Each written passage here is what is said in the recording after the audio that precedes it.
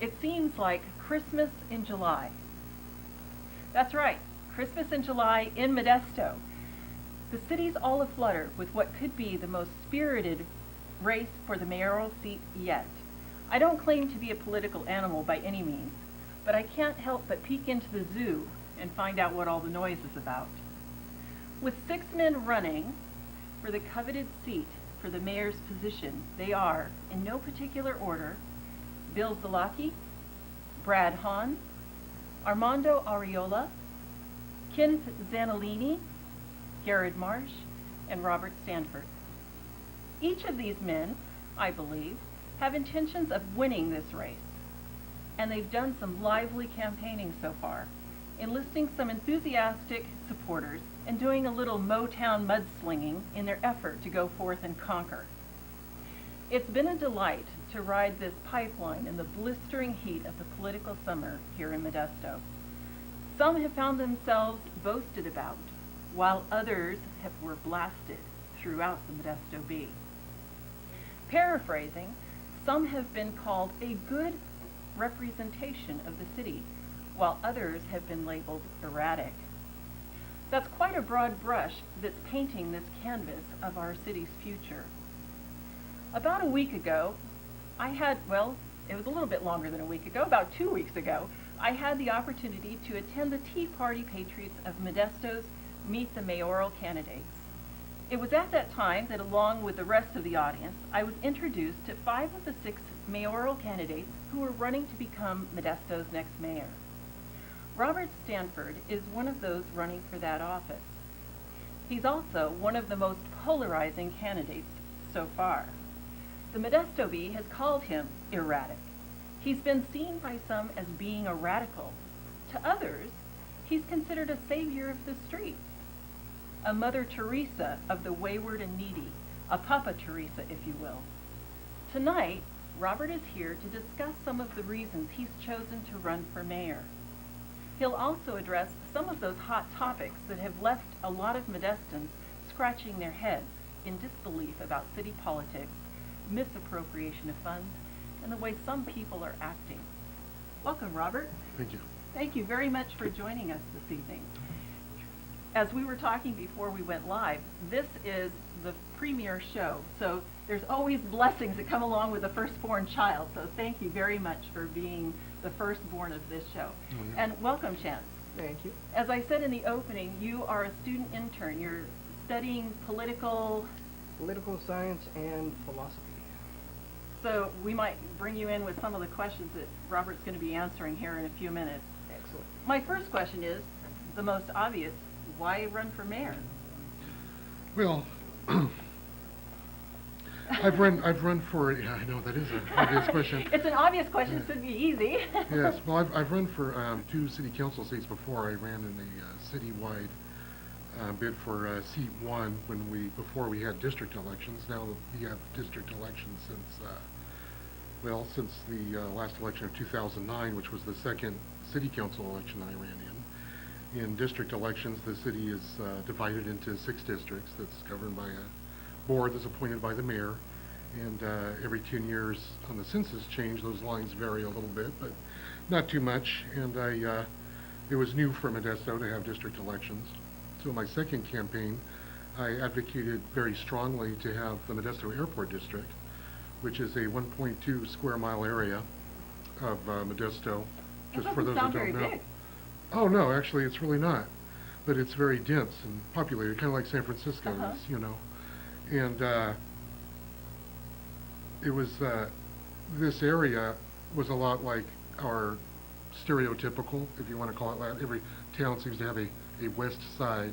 It's just with the city of Modesto, we have South Modesto and Airport District because of our history with the railroad, and the literal other side of the tracks, which is usually the immigrants, the hard-working class, have evolved in that area.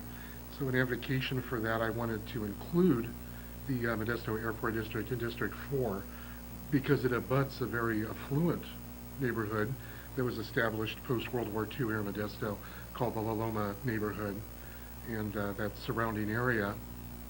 And I thought at the time that that was a wise thing to do. I'd grown up in this in this area, well, pretty much since I was 12 anyway, moving here from Delhi, and played hooky in the airport district when I was a kid in school, and get caught playing on the trains, and have, lots of memories going way back.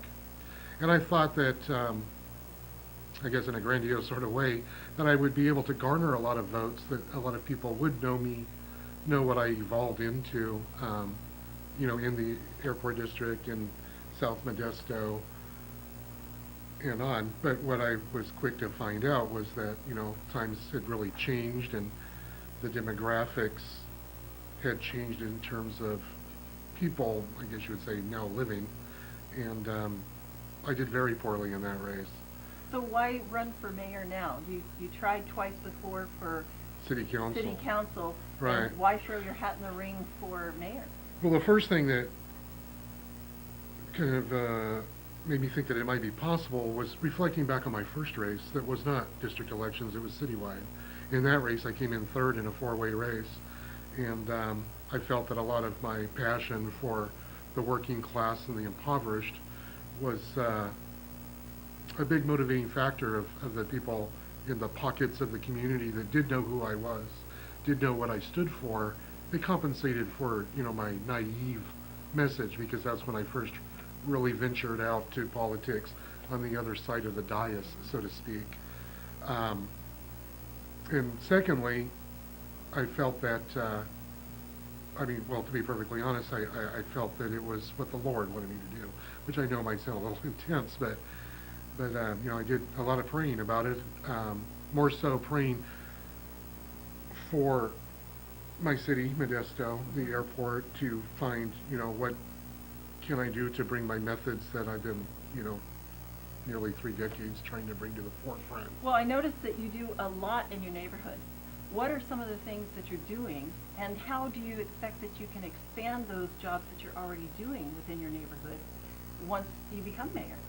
Will that enhance what you're already doing? I believe it will, absolutely. As a matter of fact, I believe that it will create I don't know what you call it, not necessarily a catalyst, but that it will create an energy, as it were, or something perpetual, I believe, within the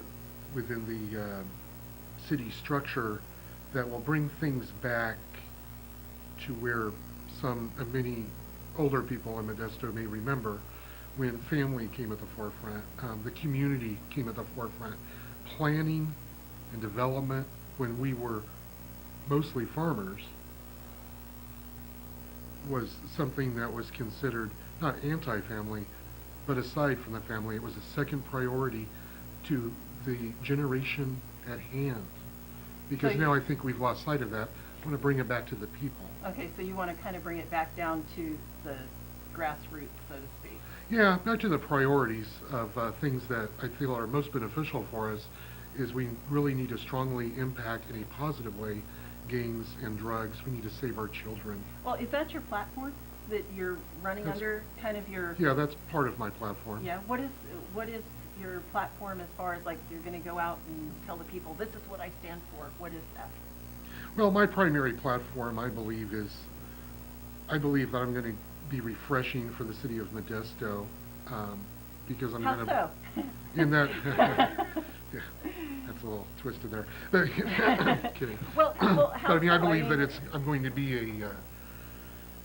a shock for the city of Modesto, as far as not in a radical sense. Perhaps you could use the word radical, but not in a sense of extremism.